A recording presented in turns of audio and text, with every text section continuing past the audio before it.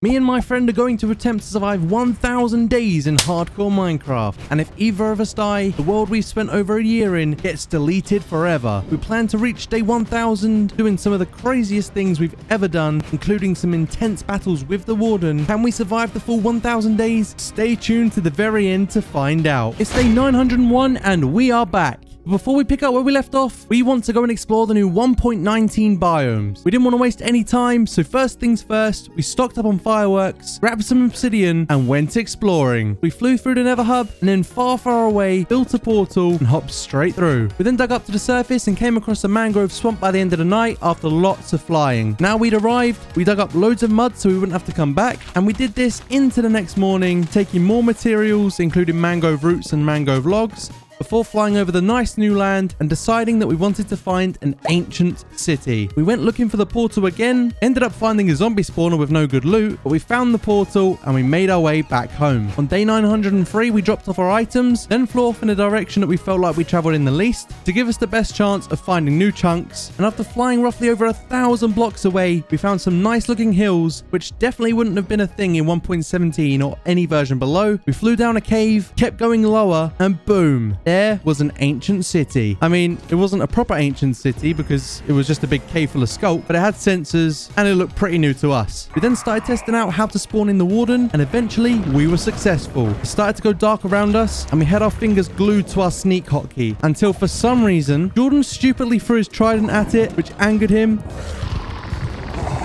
And the Warden responded with his range attack, which meant we had to back up as far away as possible. After escaping that Warden with Jordan almost dying, an additional 2 spawned, which made us panic, and we backed up even further. After that thrilling encounter, we made it to the surface with our lives on day 904, and let me tell ya, the sunlight had never looked so good. We were definitely not prepared for a battle with the Warden, not yet anyway. We noted down the coordinates for future reference, and we were on our way. We must have flew home in a different direction as we came across these epic mountains and biomes, and honestly, we wish we could just pick up our world and place it in between them because it all just looked so cool. We eventually made it back during the night and headed home for some well-earned sleep.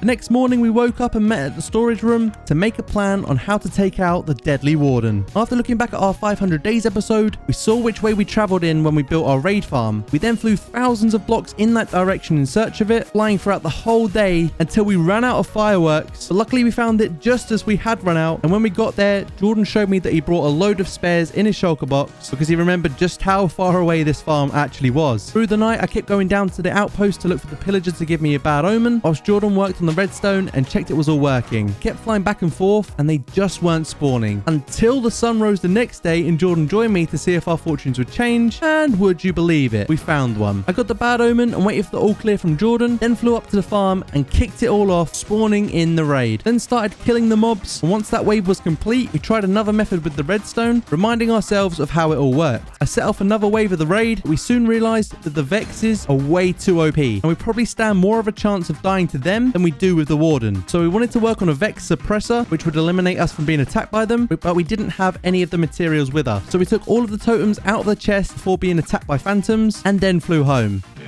When we got back, we slept so that the phantoms would disappear for at least a few more nights. For a Vex suppressor, we'd need materials. And while we were home, we got materials for improving the sorting system for the loot as well, because right now, it's not too great. We then traveled back, extended the size of the platform, and made some additional adjustments. On day 908, I got myself a bad omen once again to start off the raid, then fought off all of the mobs, trying to leave the evoker so we could put a name tag on him, but my totem of undying popped, causing me to fly away as quickly as possible, because this is hardcore and one death could lead to the end of this world forever. We tried again, but it was proving to be difficult as I left with just 2 hearts, and after a full day of trying, we finally named an evoker. Now we had Adam the evoker trapped, we began construction on the Vex suppressor. The first suppressor was finished on day 909, and the last thing to do before starting a new raid was spawn in the iron golems. Things seemed to start working a bit better with less Vexes attacking, but eventually they started coming for us again. So we got kind of annoyed and just took the emeralds and totems and left to go home. Only then to realize we left our shulker boxes behind, so we went back for those and then set off home for good this time. Putting the totems away was the first thing we did when we got back, realizing that the storage room was so far backed up that we needed to clear it out. I found a lava bucket and we set all of the unneeded items alight, burning them to a crisp as we just didn't need them. Now phase 1 is complete on our quest of defeating the Warden. We thought that we should probably get some potions on the go, as it does a lot of damage and it's also extremely quick and can outrun us, so health potions and swiftness potions are a must. The thing is, we had nowhere to make these potions apart from our old house, so it was time to make a brewery right about here. We decided to use a new mangrove wood for the build, but we just didn't have enough, so I got some materials together whilst Jordan got some more mangrove wood. On day 912, I was in the storage room stripping the remainder of the logs that Jordan collected, and the last material we needed was red nether brick, so we smelted some netherrack, collected the nether bricks literally just seconds later, and found out that if you combine nether wart with the nether bricks, it creates red nether brick, which was brand new to me. Once all of that was done, all of our materials were ready and it was time to start building.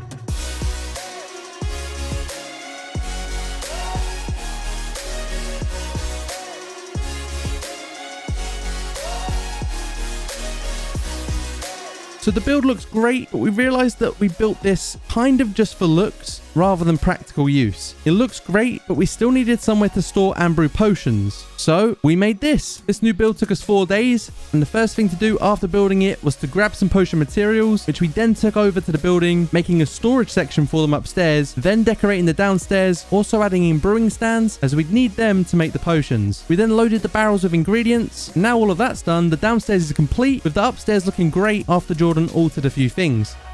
On day 921, we brewed some potions for ourselves, and then some debuff potions like slowness and weakness, which would hopefully give us any sort of advantage in the battle with the Warden. These are all the potions we ended up with, and if we wanted to have the best possible chance of surviving this battle, we'd need enchanted golden apples. Jordan looked in his shulker box and offered me one of his god bows, as mine were super low on durability, and he already had a god apple. But one wasn't enough, so it was time to get some more. We stocked up on fireworks, taking the rest of what was in our chest, then made sure we had enough food to eat, stocked up on obsidian too before heading to the nether, built a new portal, and hopped right through. For the next number of days, we were temple hunting, going through so many of them.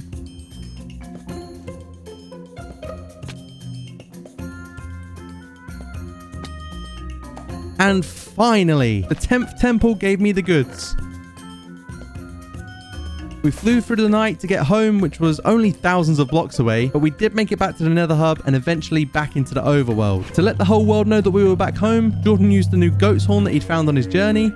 And when I went to top up on fireworks to get to the Warden, I realized that we used all of them traveling for just 2 god apples. It definitely wasn't worth it, but luckily, after checking the gunpowder farm, there was 34 in there, which should be more than enough for now. We collected the totems, grabbed our potions, and flew off to the Warden. We arrived at sunset and immediately started preparing by equipping our chest plates, sorting out our inventories, and grabbing a lot of totems. After making our way down, we warmed up our bow shots on other mobs just before jumping down and attempting to spawn in the almighty Warden. Everything went pitch black and it got super scary. Spawning in the Warden seemed to be the easiest part, as there was one right next to me straight away. It must have sensed my presence as it hit me with a super powerful range attack. Jordan was already building an escape route for us, and when I was safe, I switched my texture pack to full brightness just so you guys could see everything too. Definitely not because I was scared. There were now 2 Wardens after us, and we were lost in a tunnel inside of the wall for the longest time. At random times, we were getting hit super hard, which terrified us and made us back off. Several totem pops later and a lot of relocating of our positions, we finally managed to get a line of sight onto the Wardens and sat back taking bow shots. We managed to kill the first one that was locked onto me, and this gave us so much confidence when fighting the second one. When we realized it was only locked onto Jordan, I went up close and personal with it and got some sword hits in. I was still hesitant just in case he turned around and chased me instead, but a few more swings of the sword later and the second Warden was defeated. This was our biggest challenge yet, and honestly, it could have all ended here. If that hasn't made you guys subscribe, I don't know what will. We're getting pretty close to 100k, by the way, just saying. On day 930, we switched up our focus to finishing the castle, but we were low on cobblestone and andesite, so a mining trip was definitely needed. I took some iron from the chest, flew past our iron golem village, which we forgot all about. And if you don't know what this is, we basically defeated a raid with an army of iron golems. And when reminiscing this, we had a thought. How many iron golems would it take to kill the Warden? We dug out an area and started to build the beacon, and for the next 2 days, we went ham collecting cobblestone, andesite, coal, and stone. We were very happy with the amount that we'd worked for, so we mined up the beacon,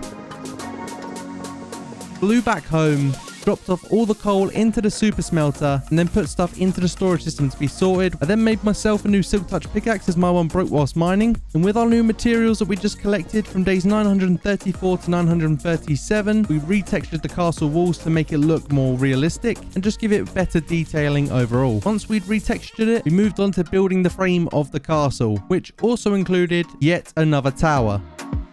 So after working on the castle for a bit, we realized that we were actually really short on wood. And a lot of you guys in the comments keep saying that a wood farm is definitely long overdue. So we started gathering materials like we always do, and we had everything together pretty quickly, apart from one material, and that was honey blocks. So the next day we gathered some flowering azalea, found ourselves getting more materials, and by the end of the day, we had most of it ready. So we jumped straight through the nether portal, and on day 943, we began building the bee farm. And to be fair, it was only small, so it didn't take that long to complete. Jordan then managed to get inside the 1x1 gap and started breeding the bees. Then whilst they were breeding, we grabbed some netherrack and we started filling in our forgotten volcano project.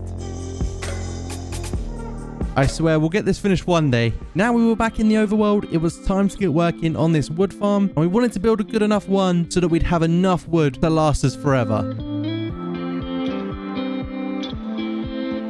On day 951, we hopped into the nether again and spent the day getting bones from the soul sand biomes.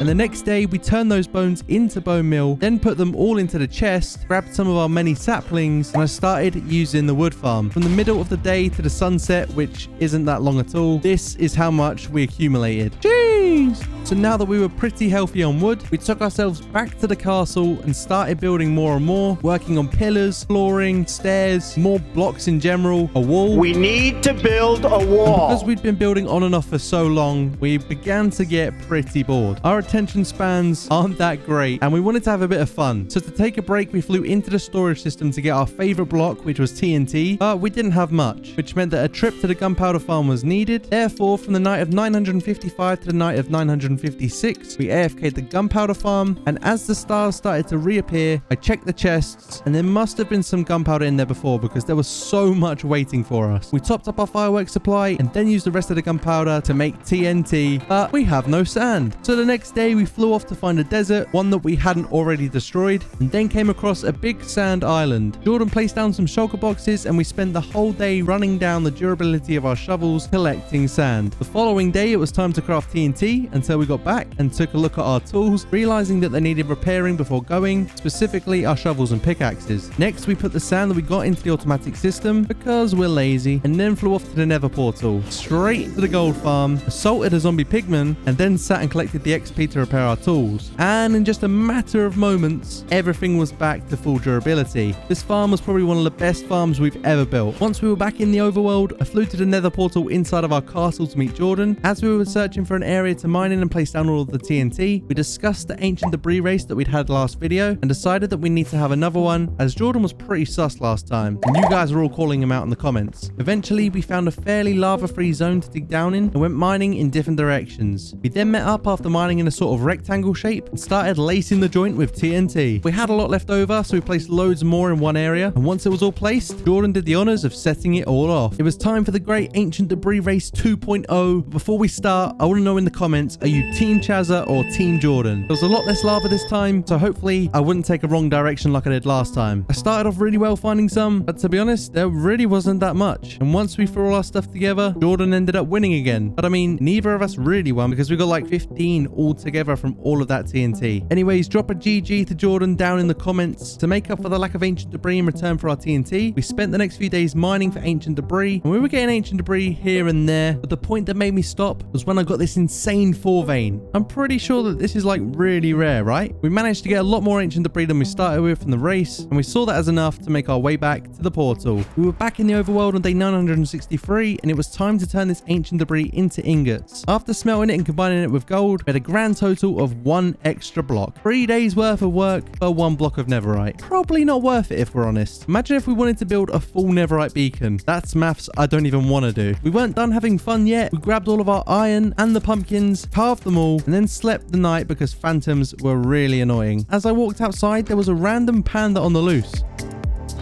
problem solved. We sorted the iron blocks and pumpkins into shulker boxes, and seeing all that iron made us wonder how much was in our farm chest because we hadn't visited in a while. So we flew over, checked the chests, and there was a lot in there that we crafted into blocks. Just look at how much there is. If you're wondering what we're planning to do here with all this iron, we wanted to test the idea that we had earlier of seeing how many iron golems it would take to kill a warden. Upon arrival, we geared up into our chest plates and grabbed some extra totems. After jumping down, we were ambushed by mobs, but very quickly started placing as many iron blocks as we could before the warden rose from the underground. Jordan then performed his fantastic idea from the first incident with a warden and decided to poke the bear, if you will. He ran for his life in a panic, and luckily for me, the warden doesn't target more than one person at a time. Despite the warden being super OP and making Jordan pop a totem of undying, it stood no match up against our iron golems. These guys single-handedly saved the series because Jordan was almost dead. Whilst I was clearing up, Jordan ran past me and told me that he'd done it again and that the golems managed to save him once more, and maybe we were onto something. As a gesture of goodwill, Jordan trapped in the golem that managed to save his life and get the last hit on the warden, and we wanted to give him a name, but for that we'd need a name tag. So Jordan flew all the way back home to get one with the name of his choosing and applied it when he got back, and this was our new friend Dwayne. And all of this was great, but the next task was to bring him home, which we weren't ready for yet. We wanted to have some more fun fighting wardens with our iron golem army. Before engaging in another battle, we worked on a staircase to get Dwayne out and take him home, and we broke into a semi-underground village, which was kind of cool. Jordan took him up the staircase and we put him inside a little hole until we were finished, which we weren't ready for yet. We wanted to have some more fun fighting wardens with our iron golem army. It was now time for some more fun. Funnily enough, we couldn't spawn in any more golems because we had too many already, and even though we knew we had them as backup, it was still so scary. But the iron golems did their thing, protecting us at all costs. We lost track of time defeating Warden after Warden with our friends, and we were left convinced that there is nothing that iron golems cannot defend you from in Minecraft. It was now time to leave, and somehow we almost forgot our hero. Next up is guiding him home, and we only had to travel roughly 2,000 blocks that way. We tried making Dwayne fly, but he was too heavy, but although he can't fly, he's a big fan of jet skiing. We let him have a small room in the castle before he becomes the emperor of the whole thing when it's fully built, and then put all of the iron that we didn't use into the storage system. Before Dwayne settles into the temporary place, we thought we'd better get back to work. To begin, Jordan and I started placing the flooring, then worked on an aesthetic pathway for the entrance to the castle, built up a brand new tower to add some more wow factors to the project, and once that was done, it was time to work on the roof to start completing the main parts. On day 974, we searched around the local area for some flowers to decorate the staircase that we just built, and once we had some, I started placing some down, then bone mealing grass to make it look more natural, all whilst Jordan did a bit of terraforming. When most of the dirt was turned into grass, I started bone mealing it to make it fit in, and this was my failed attempt of planting a tree. Second time was definitely the charm, as this looks a lot nicer. To make a longer pathway leading into the castle, we needed to move the netherite blocks, and once they were out of the way, I took my shovel and started destroying the grass. I then filled it in a random sequence of blocks to make it look more natural like the rest of our pathways, whilst Jordan followed behind me with the staircases, adding in the finer details. Day 976 was the day where we looked at the castle and finally decided that now was the time to retexture it, as plain stone just doesn't look all that great. We used mainly andesite and stone bricks, and 5 very long days later, the retexturing process had finished. Plans for more pathways were then considered until coming across this absolute gem. This was so nostalgic and truly a piece of history. Unfortunately though, it was underneath a shocking building which was getting in the way of the castle. I wonder who built this, which could only result in one thing. Now that felt a lot better. We needed some gunpowder for TNT, so I AFK'd it real quick. It's safe to say that it was so worth it making 3 extra farms connected to this one. It just produces so much. Like I always seem to be doing, I was in the storage system crafting TNT, and then both placed an obsidian box around the sacred map to give it protection from the TNT blasts. Our goal here was to have a crater with the map in the middle to make it look like somewhat of an ancient artifact in the rubble. We closed it all off and covered the wall connecting to the storage system too, and then it was time for detonation. We went to patch things up in the morning and were greeted by some company who we blew up because they didn't seem very friendly. We patched up hole 1 and then took down the layer of protection, and the obsidian did not do enough for us, and we've now lost this piece of history forever. Sad times.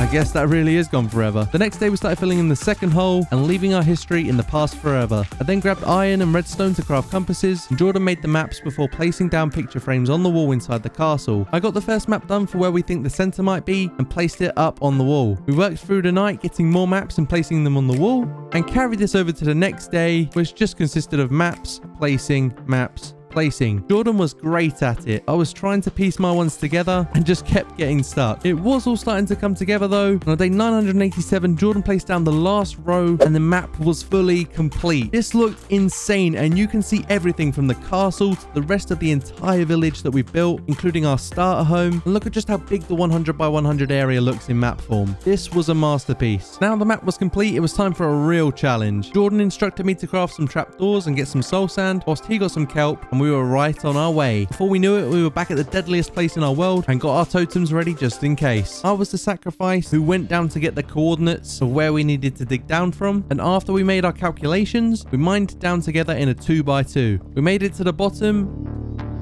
and a warden spawned straight away. For some reason, he locked onto me immediately. I built up just to stay clear of his range attack, and while I was baiting the warden, Jordan started shooting him with his bow until it switched its focus onto him and it chased Jordan, but we remembered that we had our trusty iron golem army. We went back to building, but another spawned, and for some reason, it really wanted me dead.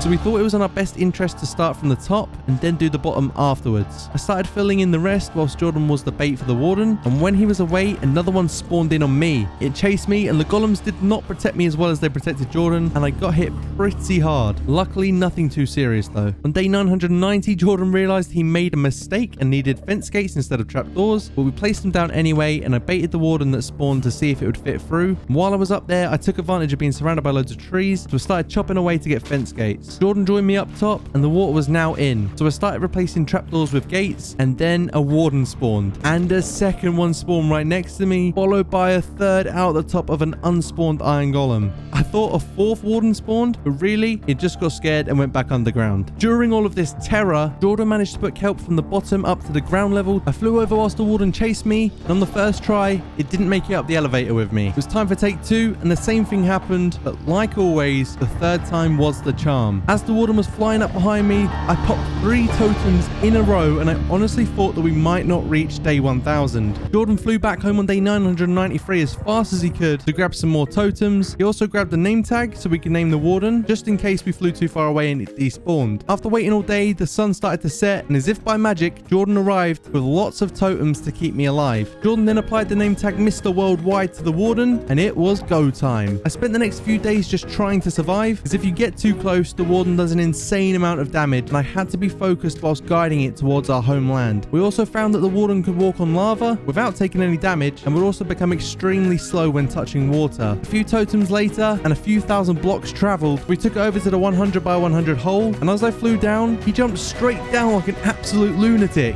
Luckily, it didn't die from any fall damage, so we allowed it to run free whilst we figured out a plan of what to do with it. I collected some glass whilst Jordan grabbed some dirt, and we then flew back down to the bottom to work out roughly where the middle was. The warden was too busy killing slimes and bats to care about us, so we were able to build safely. We pillared up, made a platform, and then started working on the kelp along with the dirt walls to contain the water. But before getting the warden angry, we turned the platform into a box in case he was feeling reckless again and just jumped off. Once that was done, I got the warden to follow me up, and I popped yet another totem in the process. Because it was aggroed on me, Jordan entered the death cage to start taking out the water so that there was no escape. He took out the top layers of dirt, and then once it was a safe enough distance away, I started to help out, taking down lower layers. By the end of day 998, the warden was floating, and we had completed our mission. It was the next morning, and there was just one day left of our 1000-day journey, and we were very quickly running out of time to finish things that we had plans of doing. There was one last thing I wanted to make sure we did, so I collected all of our items in the Hall of Fame from our first home, and Jordan worked on some secret redstone. I placed down the netherite blocks, followed by all of our items, putting them in their own acclaimed position inside of the castle to showcase some of the most special moments from our series. We then did some interior design to finish off the day and to make it look better overall. Day 1000. We have officially survived 1000 days in hardcore Minecraft. To celebrate, we showed off the new Hall of Fame in the castle. We had the dragon egg from the first 100 days, the day 1 poppy which Jordan gave to me on the very first day of all of this. The Elytra Red Bull gives you wings that saved my life and helped me perform the craziest clutch I've ever seen in Minecraft, still to this day. We have Dwayne in a trophy cabinet from this episode, and then the first dragon's head we collected with the MLG boat and our netherite blocks. We exited the castle and the sun had set, which means that there's only one thing left to do, and that was put on a firework display at the castle. So there we go, guys. We survived 1000 days in hardcore Minecraft.